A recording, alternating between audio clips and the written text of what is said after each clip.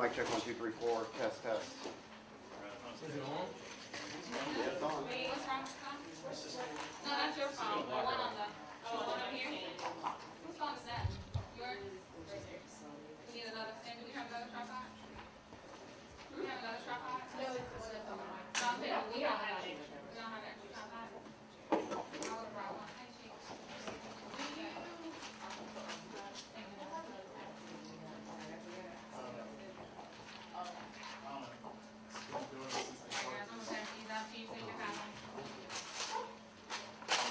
You might already be in your emails there.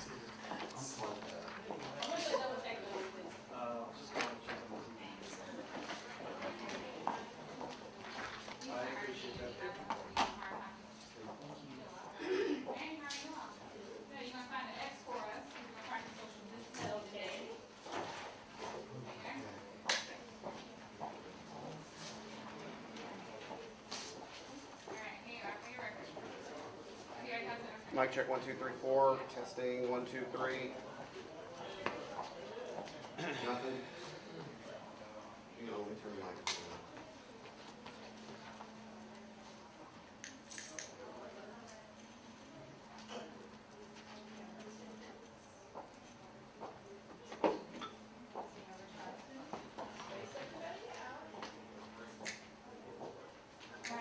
So I'm getting levels on the camera, so it's some. So if I'm standing right here, how am I 6 feet from you? You can't be. I know, I because was you just can't thinking be about that. in My the wife frame. and I were like, hey, wait a minute, how can I be? Yeah. So. I'm like, are we, because I saw you doing that today. I said, are we good role modeling?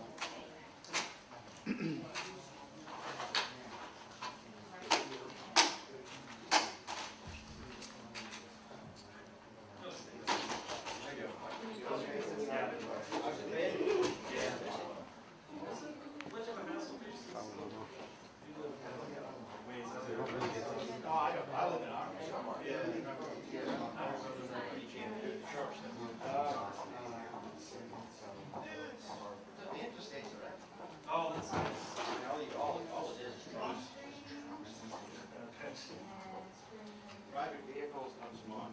That's kind of nice. Nice to see. Company that people are mostly in. Anything now?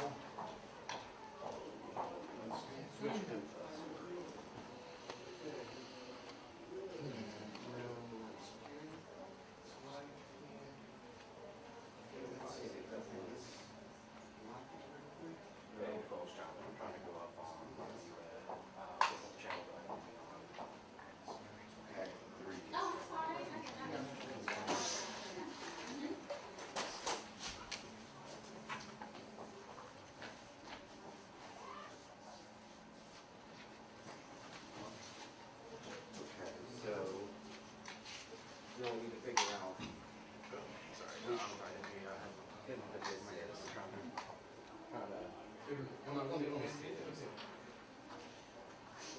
Yeah, we'll do. I'll see. Bye.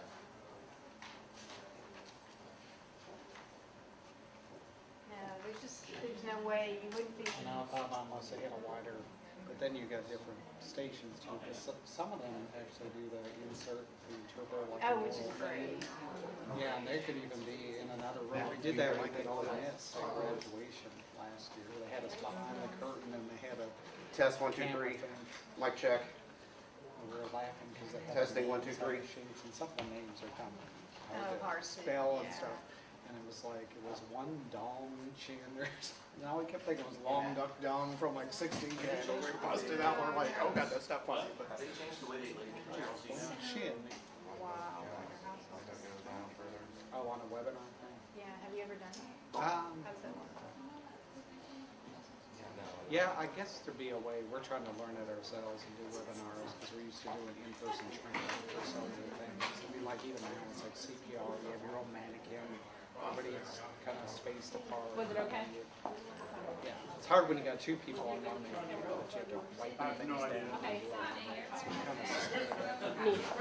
But you can probably do it while you're doing it, or with a lot of places, like the president never has any purpose to have captions, but a lot of people don't really Yeah, read. captions off of the screens. They'll they'll go back later and they'll watch the video, they'll play it, and then they'll sign it, and then they'll put it on top of like a recording. So it's not live, but it's like pretty soon right afterwards they'll post it. Okay. A lot like they're doing on Facebook. So that's a possibility. We Yeah. have a video, Yeah. you could sign. Right, they just play it, you know, sign it, and somebody will be taping it. Let's and test they it, can test. sort it. So what they think about it. Mic check, mic check.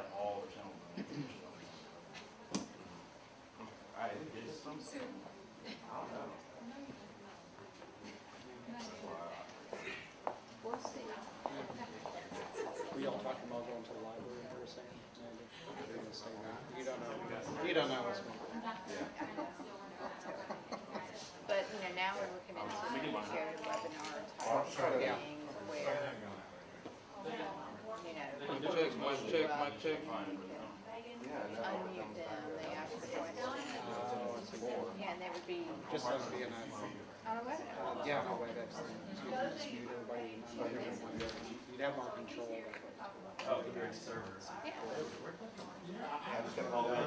Yeah. But I'm trying to figure out. You could do, I mean, if you have, it's just like if you had, trying to think how you do it. Well, I mean, one, wherever she's from, if it's like here and you're doing a webinar, if it's live, I mean, being here with her interpreting, or just, you know, type into the webinar and, not sure how you do that. I'm just thinking like you'd be showing, like we're talking about showing two different pieces of information, like a PowerPoint slide along with like a student guide or something at the same time. The interpreter would be off to the side, or you could superimpose it on there. It could be recorded too. A lot of them are Yeah, recorded. and then- So then you put that on there later. You have to figure that out. So then there's a way to do it. It's Okay. really not that hard, but good question.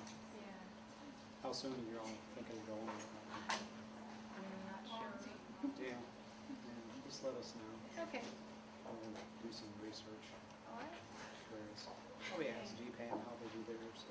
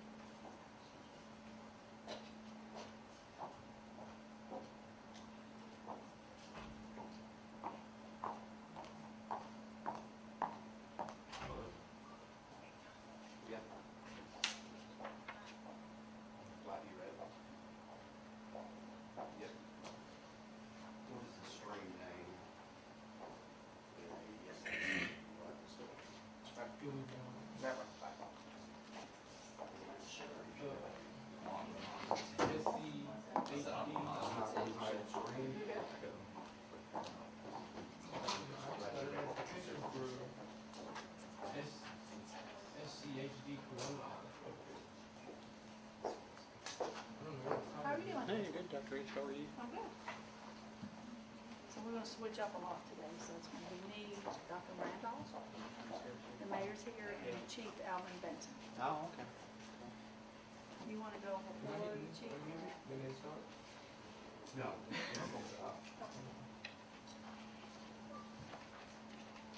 It was me and you, and if you wanna do some Mayor Harris.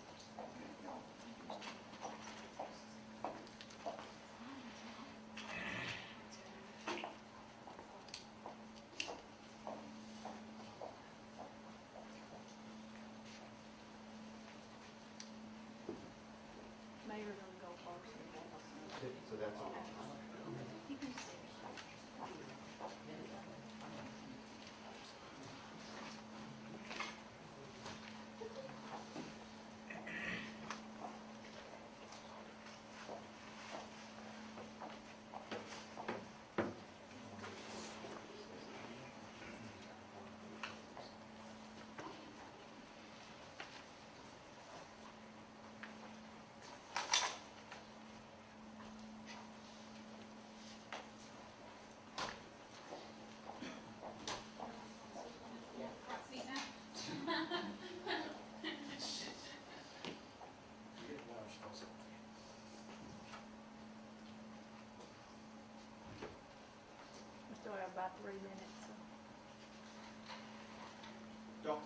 but hot step, you're right.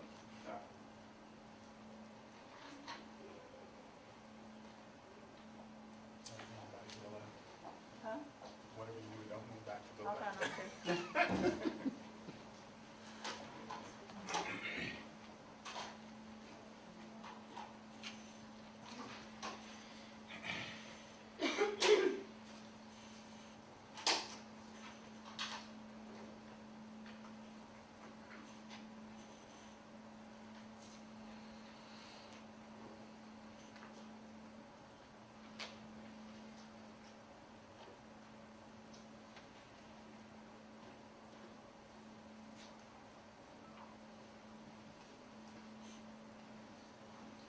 Pretty good about taking that off.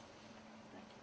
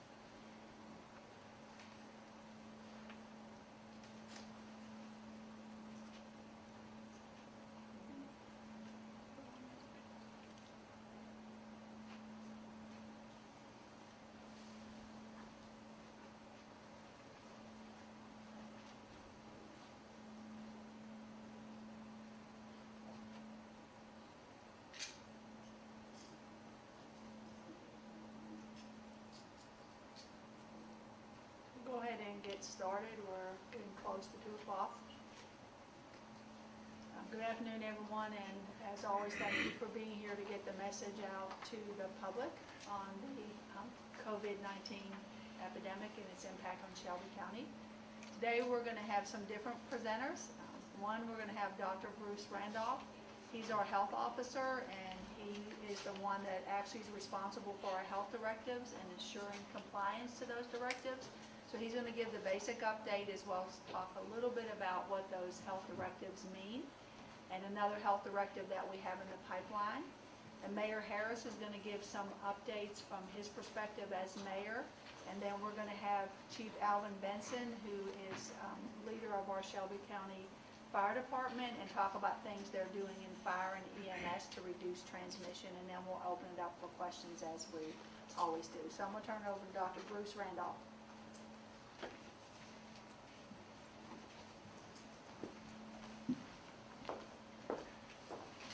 Thank you, Dr. House-Halter. Good afternoon. I'm Dr. Bruce Randolph. I'm the health officer for Shelby County Health Department. I was appointed in this position by the Honorable Mayor Lee Harris. I come before you today to give you an update, first on the COVID response here in Shelby County. And I want to spend some time to discuss the health directives and exactly what they mean and the importance of them. As it relates to our update, currently we have 497 cases of COVID-19 in Shelby County. We've experienced 3 deaths. We're notified of 2 additional deaths yesterday evening, early this morning, which brings our total to 3. We have tested 5,506, and our positive rate is 9%. That is, we've had 497 positives out of the 5,506 that was tested. Surrounding counties, Tipton reports 21 cases, DeSoto County, Mississippi, 84 cases, and Creighton in Arkansas, 29. The health department is currently investigating an outbreak in at the Carriage Court of Memphis. This is an assisted living facility. The health department tested 22 persons at this facility, including residents and staff. Out of that number, 20 results have returned to us, the appended. Of the 20 results, 4 were positive, 16 were negative. Prior to the health department involvement, 2 residents were tested, and their tests were positive, giving a total of 6. And we're currently investigating further. The Heritage Court of Memphis is taking appropriate actions to contain the virus, and those employees who were tested are recovering at home in isolation. The simple breakdown of the cases that we'll currently have in Shelby County: 21.7% are ages 21 to 30.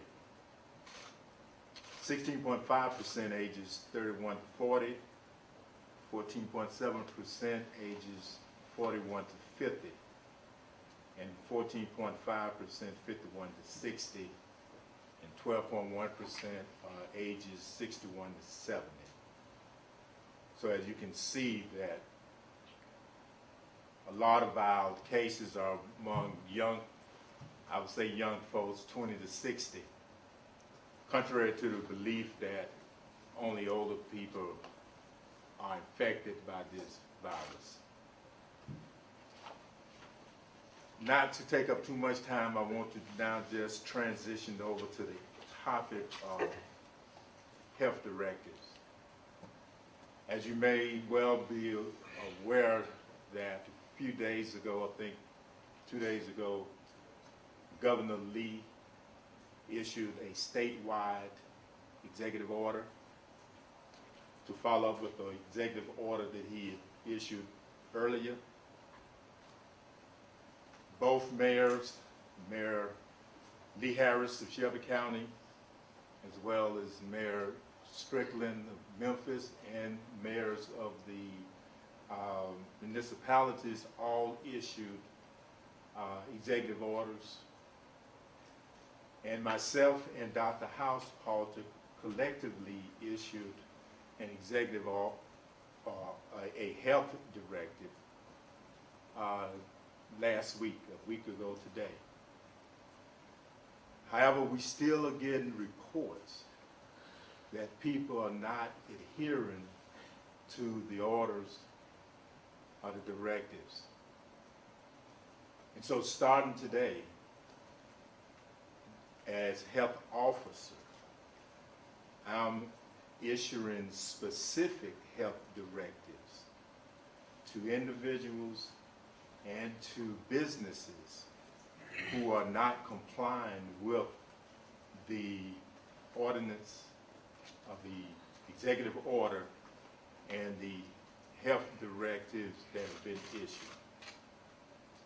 As the health officer, I am empowered by law to be able to issue a directive that requires individuals and businesses to comply with our attempts to prevent and to mitigate this communicable disease, COVID-19. And individuals or businesses who fail to comply can be charged with a misdemeanor. I want it to be very clear that this is not a request, or it's not a recommendation, but a requirement that is supported in law. It is necessary that we move in this direction because our numbers are climbing, and as you may have heard, nationally, We're expected to have anywhere between 100,000 or more deaths. And the main tool that we have to try to prevent deaths here in Shelby County is to adhere to what has been outlined in the executive orders and the health directive. Stay home unless you have to be out. Separate yourself at least 6 feet. Cover your mouth and nose, your coughs and sneeze. Wash your hands and clean surfaces often. And stay safe. And let's not gather in crowds greater than 10 or more. Let's not gather at the parks or other places, but simply walk, exercise, and keep your distance 6 feet apart. With that, I will stop, turn it over to the Honorable Mayor Lee Harris, after which we will entertain questions that we may have after Chief speak as well. Thank you. Well, good afternoon. I am back again. I think the last time I was here on Monday. I will just make a few announcements, and then I think we will go to your questions. I think on Monday, one of the things that this group asked for was zip code or more zip code information related to the number of confirmed cases. And so today, or this morning, we've released a breakdown of where the cases are found by zip code. And so that zip code data is where the patient lives. And so hopefully everybody has got a copy of those maps. We disseminated copies here before I took the podium. In addition to that, just to additionally expand and facilitate more communication, we have added health data related to COVID-19 to the county's public portal. So it's just another location to find some of this healthcare data related to COVID. In addition, there are other indicators that we place there as well. So the Shelby County public portal for data is http://data.shelbycountytn.gov.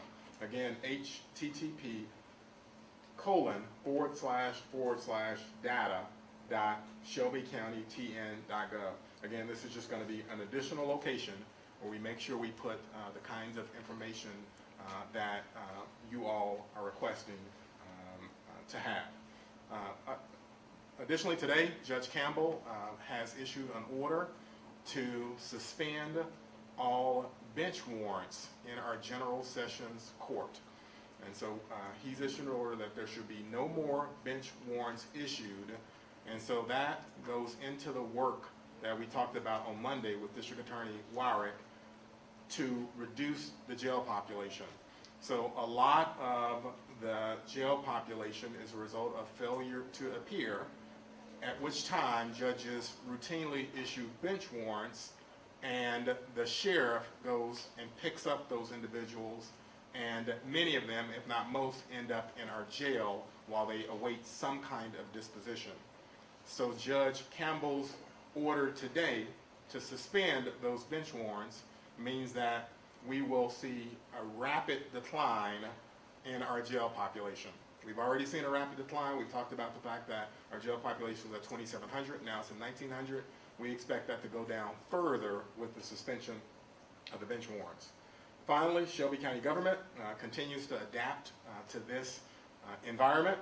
Today, we noticed to our employees opportunity to get free counseling services. We know that we are in a very tough environment where there's a lot of fear and anxiety around contracting COVID-19 or spreading it to members of your family, and all sorts of unique stressors related to this public health event.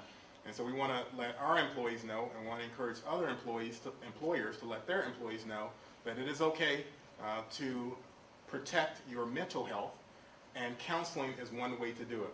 In fact, we have promoted teletherapy, and teletherapy is a way to connect with a professional healthcare provider for your mental health remotely, virtually, by use of a computer. So that'll be available to all our county employees. The teletherapy, we also have the in-person therapy too, but we're really pushing and promoting the teletherapy, which is a new benefit that we've been able to put together in the last few weeks. This builds off our other reforms, which we brought to the commission, like alternative work solutions, which is work at home, which we brought in the last couple of weeks, and also our paid sick leave program, which continues to adjust and expanded over the last few weeks. So telehealth, the number, in case you are a Shelby County employee, is 901-458-4000 if you want to set up an appointment for a free counseling session. So with that, I'll just say that Shelby Countyans have made tremendous sacrifices over these last few weeks.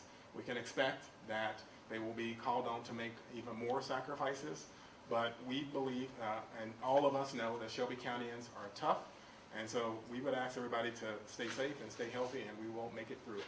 So with that, maybe Chief Benson, actually. Chief Benson, I welcome Chief Benson to the podium.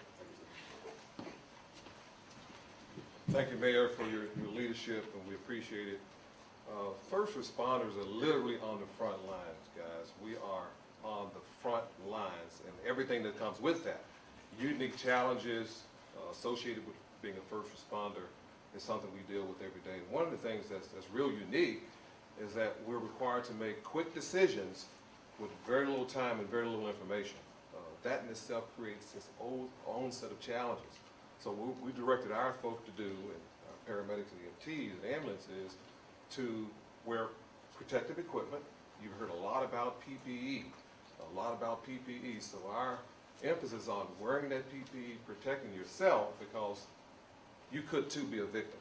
And the last thing we want to do is impact the first responders and the health environment in a way that cripples the system. Imagine if paramedics, EMTs, firefighters, law enforcement people overcome at such a level that they can't do their job. So that is our challenge. How do I keep our people safe? How do we provide the necessary care to the individuals in the community that need it, while keeping social distancing and keeping our people safe in the same way? So those are the conversations that we have all the time. So one of the things I do want to talk about is the proper use of 911. We have seen somewhat of an uptick in calls related to symptomatic people, those who are exhibiting those symptoms. We have seen some uptick in that, so we want the community to be vigilant that with everything else, with COVID, we still have the same call volume that we had before. We still have the strokes, the heart attacks, we still have asthma, we still have all those things that we had before COVID-19 ever showed up. So the idea is to keep the system at a manageable level. We've already heard about spikes and peaks and all those things, but our system has capacity. It has capacity. It has a ceiling. So we're encouraging those to not call 911 if you do not have a true emergency. We still get 911 calls for things that you couldn't imagine. So if in fact you're symptomatic in some way, the directive has been to contact your primary care physician and move in that area. Again, be it Shelby County, be it Memphis, be it all agencies that provide EMS service, there is a capacity. And we don't want to tax the system in a way that prevents those who really need care from getting that care. So that's what we're balancing. How do we provide those services? How do we keep our people safe? How do we do in the best interest of the citizens? And really dealing with that delicate balance, keeping our PPE at a minimum, because every time we go out, we're using protective equipment that probably should not or doesn't have to be used if in fact the system was used appropriately. So you'll see outside even today, we have our ambulances being detailed and washed in a way. We've upped our cleaning schedule. Before they would clean, we've doubled that. We expect our folk to even maintain distance at fire stations, don't be in proximity of each other. So we're doing those same things that we can, because we're not allowed to work from home like others. So we appreciate the help here, and this has been a great team of people to work with. You'll be pleased to know that all the agencies work great together, which helps us do our jobs. And the leadership that we've gotten from both mayors has been just tremendous in even the neighboring mayors as well. So, thank you.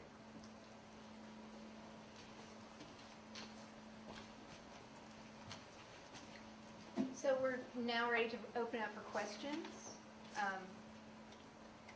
Dr. Householder? It doesn't matter, Dr. Randolph, if you want to go with questions, go ahead in. So any questions for Dr. Randolph, please? Dr. Randolph, quick question. So when it comes, right over here. Oh, okay. So when it comes to, you said, people who are not complying to the orders, they will receive a misdemeanor. What does that look like?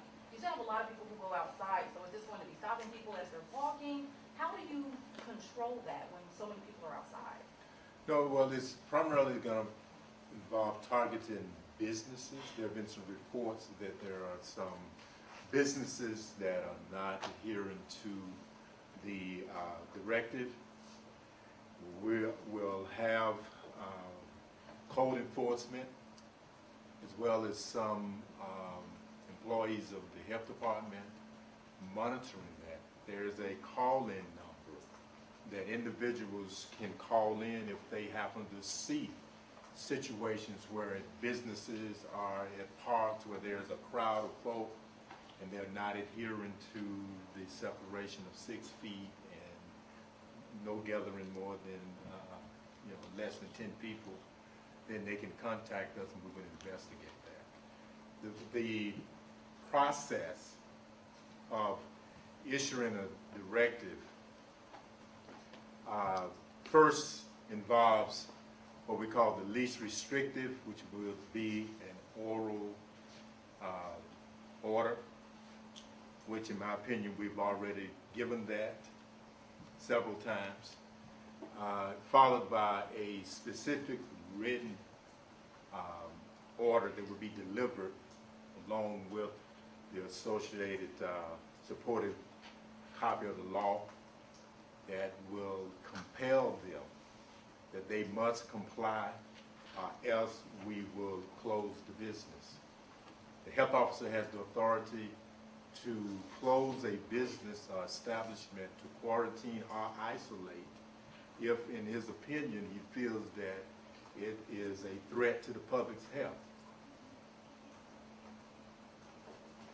Other questions for Dr. Randolph? And please speak into the mic, Dr. Randolph. Oh, you can't hear me? Sorry. Dr. Randolph, could you Yes. talk about the issue we're having with surrounding counties and other states not complying with the level of restrictions we have in Tennessee and what danger that's presenting?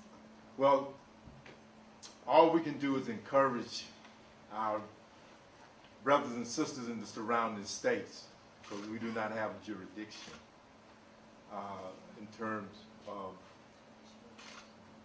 encouraging them and having them or compelling them to cooperate. But hopefully they will see the wisdom in doing that. And it's my understanding that there's already been collaboration and communication among the various leaders to coordinate the efforts. Can I add something to that, Dr. Randolph, just real quick? It's my understanding both Mississippi and Arkansas have recently issued orders that are statewide.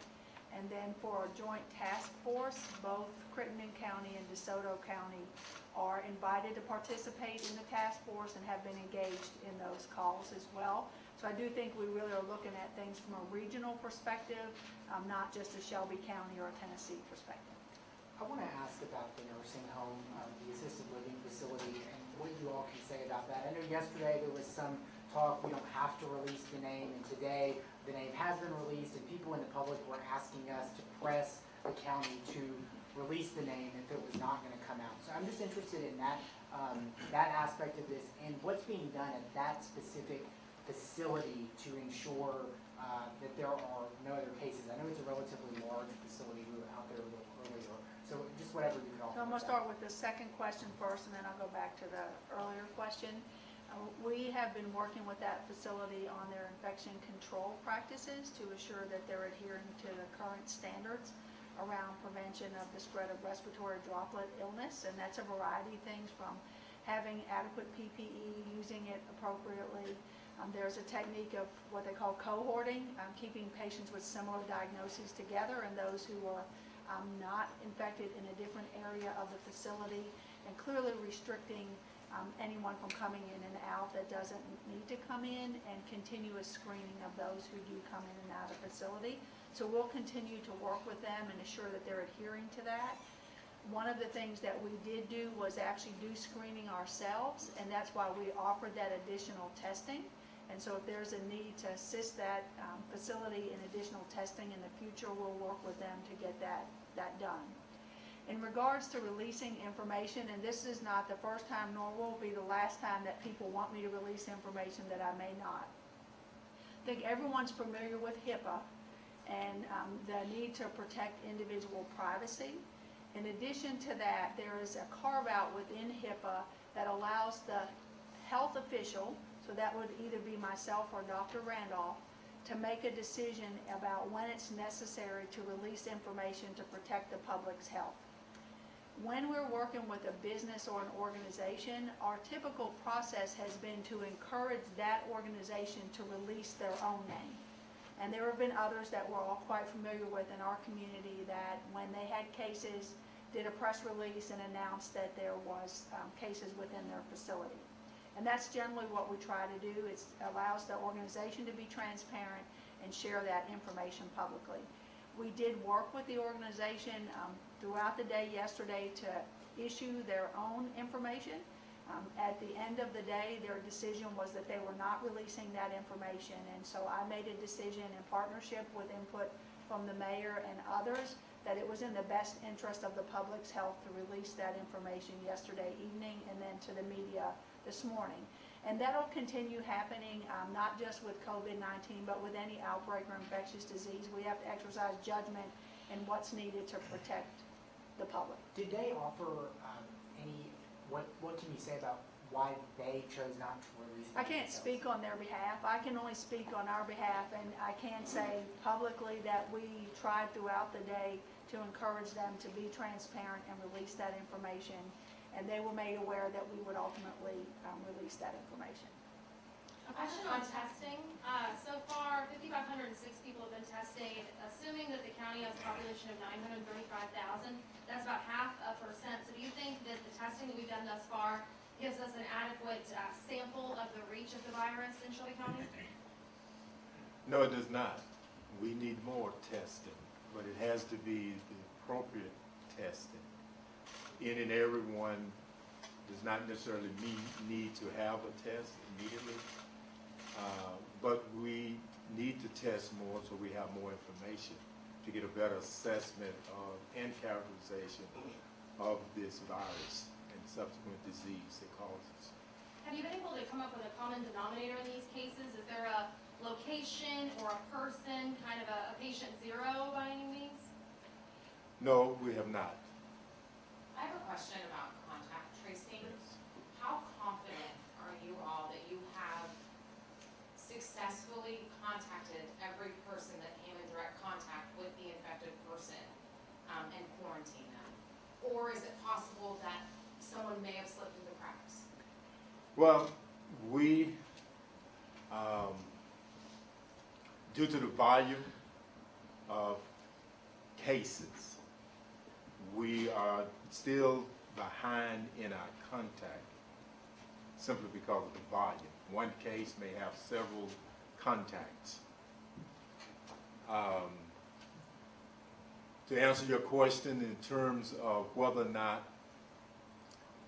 a case is truthful and reveal all of their potential contacts, that sometimes could be an issue. And in that situation, someone could perhaps slip through the crack. But our investigative team is very experienced, trained well and thorough in their investigation. And once we start it, and then we tend to contact all those who are what we call close contacts. People who have been in contact within 6 feet, who have cared for someone who's positive, someone who lives in a household with someone, who works in an environment that exposed them I think we do a very good job in reaching those individuals. Dr. Randolph, you mentioned appropriate testing. What's appropriate testing? And can you comment also on why the zip code map looks so much different from the heat map yesterday? But what I mean by appropriate testing is because the testing that we do, we have priorities. So first priority would be someone who's hospitalized with symptoms suggestive of COVID-19. We would need to do the test to help with even the diagnosis. A healthcare worker who exhibits some symptoms, we need to know if this person may be infected or not, because we don't want them caring for patients if they are infected and not wearing the proper PPE.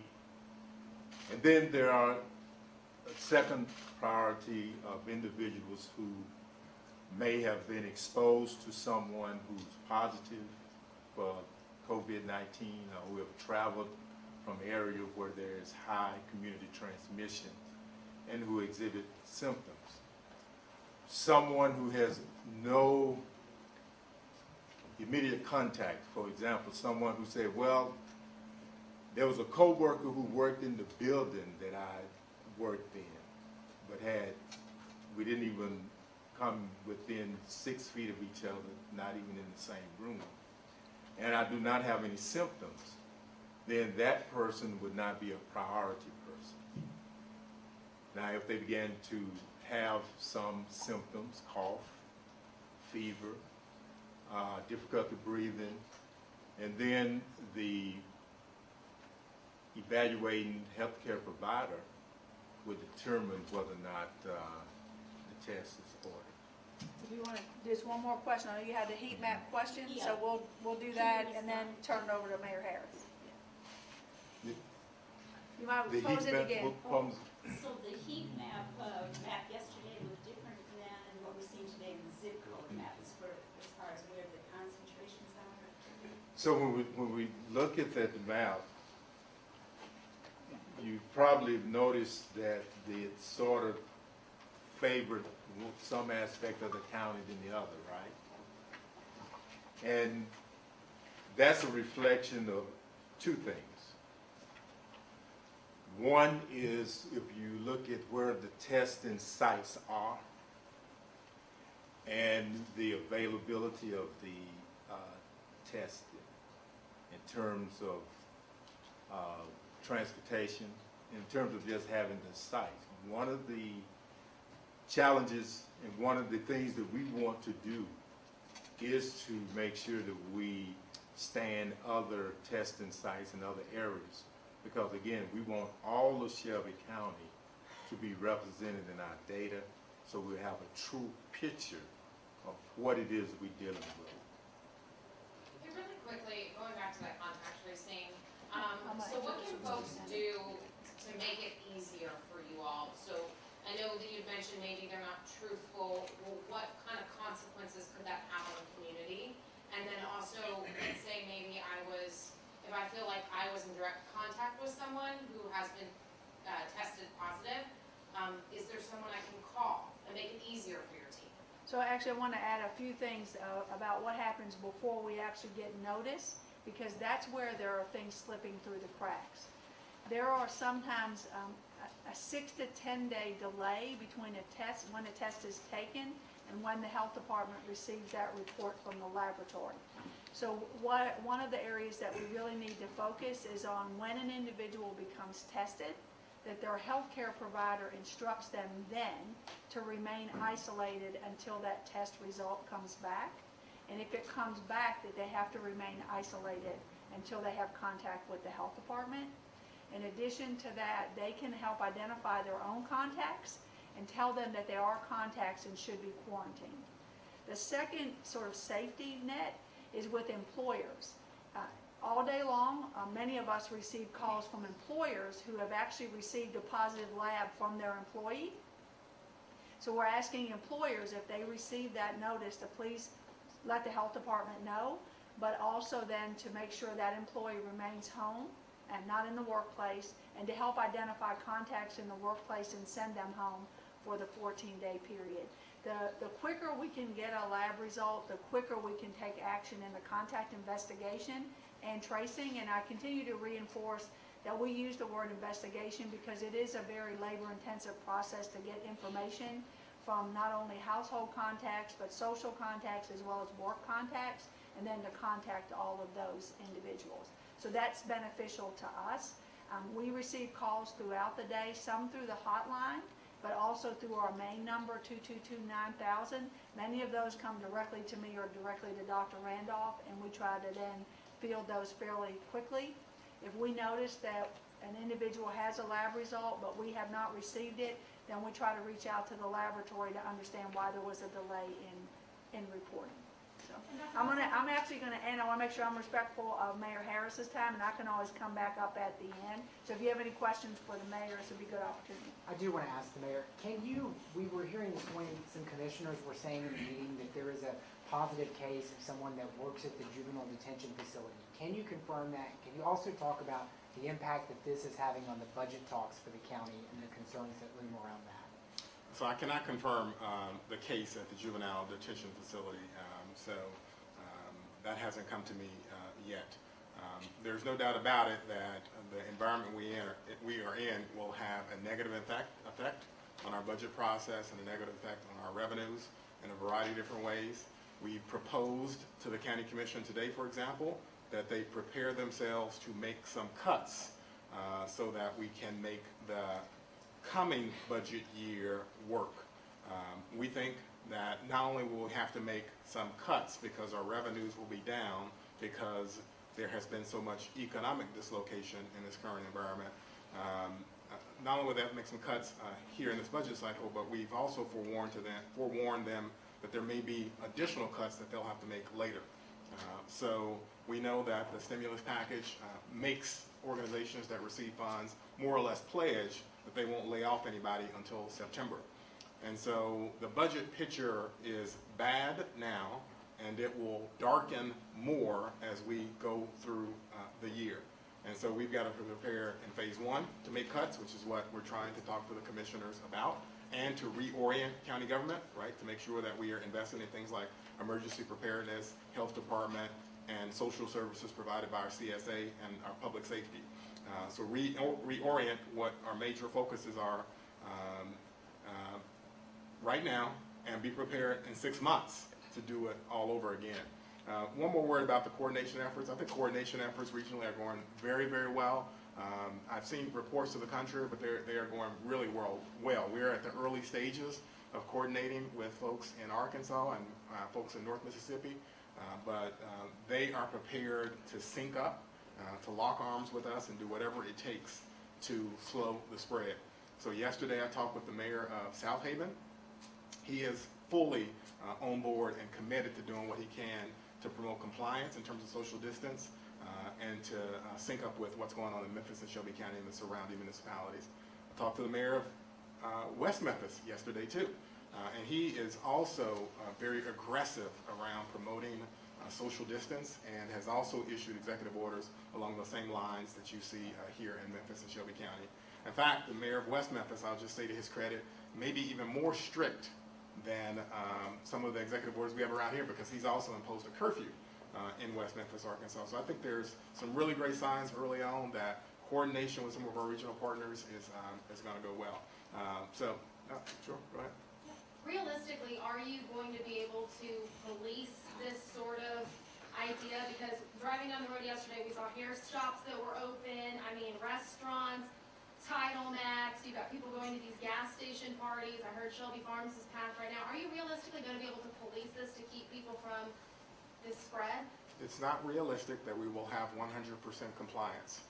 But from what we have seen from the vast majority of residents in Shelby County is that they're committed to making the kind of sacrifices that they can to slow the spread of this virus. We see it all over the place. If you go back home to where you live, there are your neighbors at home. They're staying at home and doing the best they can to help in this process. So are we going to have 100% compliance? It's unlikely we'll have 100% compliance, but the vast majority of people, the vast majority of our residents, the vast majority of your neighbors are committed to putting their shoulder to the wheel and helping, and that's what they're doing. So what would be the next escalation then if this kind of request is ignored? So again, I think you've heard Dr. Randolph. He's talked about kind of the process we go to, and I would also refer you to the sheriff. But in those conversations, we've talked about first talking to the non-compliant organization, because it works best with businesses, talking to the non-compliant organization and trying to see if we can get them to make changes. I think that will work in nearly all of those cases. We get messages all day long from people trying to navigate this new space. And all of those messages are, I want to do the right thing. And so I think that's where the emphasis should lie, and not the isolated cases that you refer to. Cases that are be tough, right? Teenagers are at home, right? If teenagers are at home for the next 30 days, teenagers may be found horsing around over the next 30 days because they are at home. We live in the real world, and that is the reality. But we're going to do what we can to have compliance, and I think we will. And I've seen it, Very good. Thanks a lot. All right. Anything else? Chief Benson? Anybody have questions for Chief Benson? Yes, I do. Do you?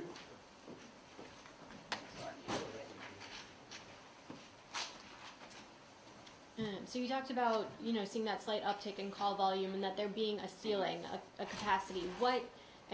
What's the timeline on if call volume continues to increase? When could your department hit capacity and really not be able to respond to every call it needs to?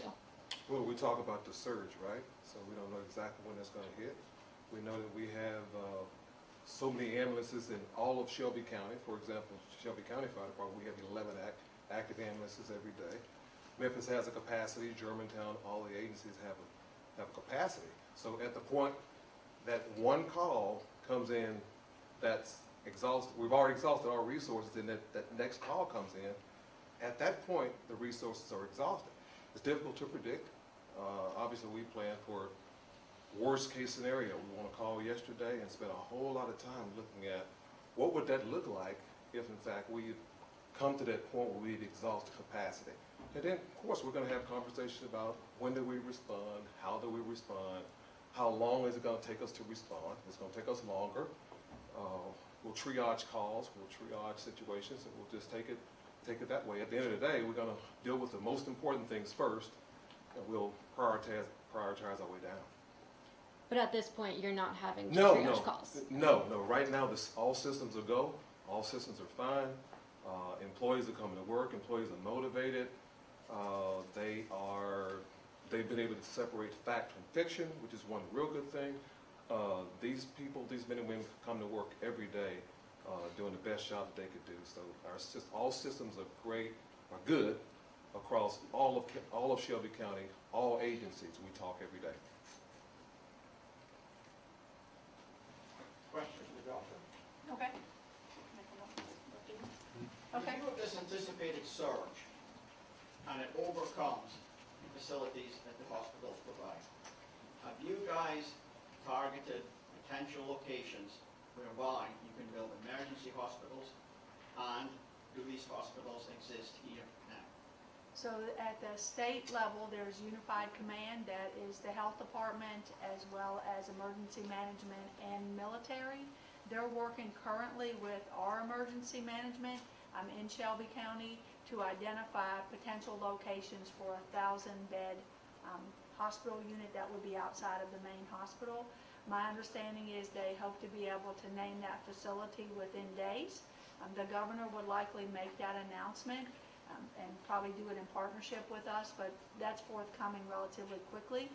In addition to that, the state has already ordered somewhere between 550 and 600 extra ventilators to have those available as well.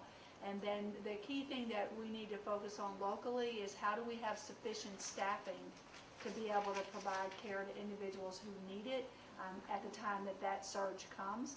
And that's an area where if people are retired nurses, physicians, paramedics, or whatever, is to really look at how they might be able to volunteer through the Medical Reserve Corps to be able to provide assistance when we have the surge. Dr. Household, I knew this word testing expanding, and we kind of had a pretty significant day-to-day jump yesterday. Taking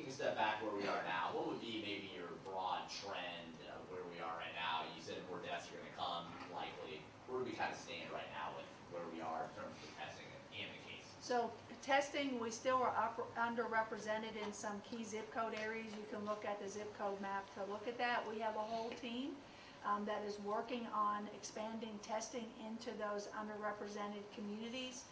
Church Health has kindly given us one full-time staff member of theirs to assist with that testing. And Jenny is working daily with others to have testing, not only like drive-through testing, but also potentially mobile or portable testing. And ideally that'll move fairly quickly over the next week or so. Trend-wise, it's just some of the same things that we've been saying, but obviously as we're creeping further along that trend, our numbers are still going up. We don't anticipate seeing really significant impact from the social distancing orders for several rounds of the incubation period. So we're really just at 1 week. You know, we want to get it 2 weeks, 4 weeks, 6 weeks, and 8 weeks to see the impact of that. That's important.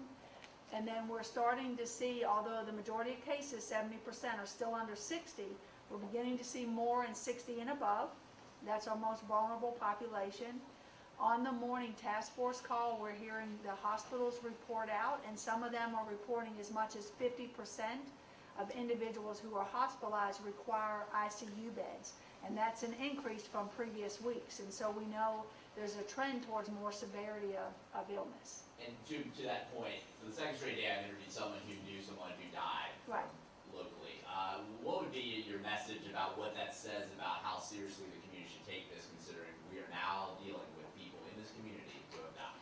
Yeah, I really implore people to take it seriously, not only by recognizing in our community that we've experienced deaths, but to look at other cities such as New York and the impact that it's having and how quickly and exponentially the illness is growing and impacting the most vulnerable populations.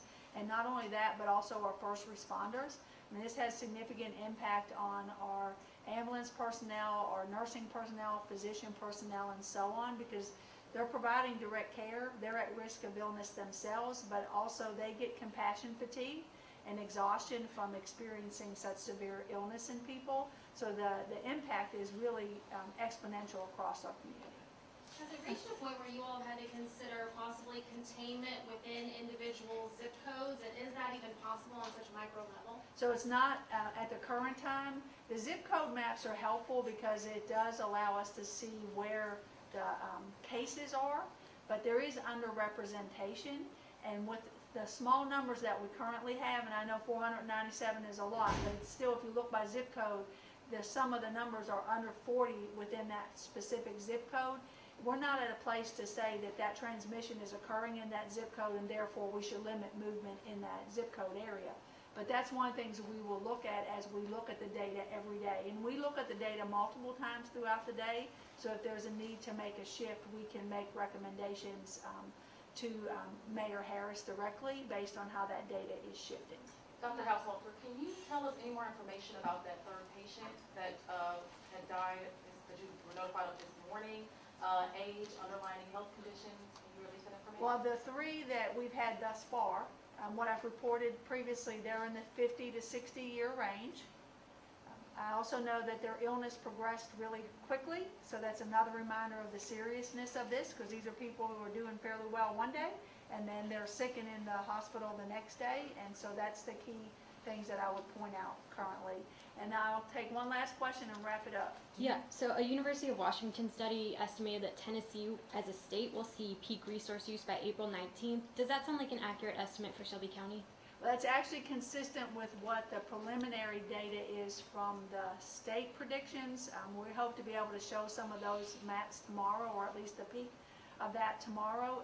Those models don't take some things into consideration, such as what percentage of the people are really engaging in social distancing. And I have to keep reinforcing, that is the critical preventive strategy that we have, is to stay home and stay apart. And if we do that, we actually will move that date out a little bit further. Okay, thank y'all very much. We'll be here tomorrow at 2.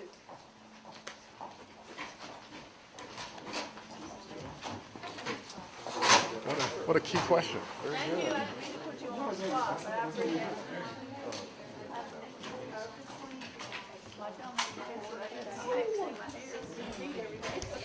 My